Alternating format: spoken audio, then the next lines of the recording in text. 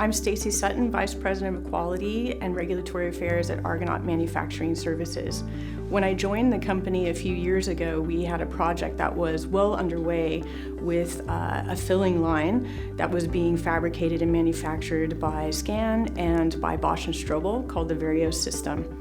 And when I joined the company and learned more about the project, we were looking at the default system for environmental monitoring and realized that the way the system was configured and integrated, that it would not meet the needs and our specifications for a high-level environmental monitoring system. We had already been through FAT,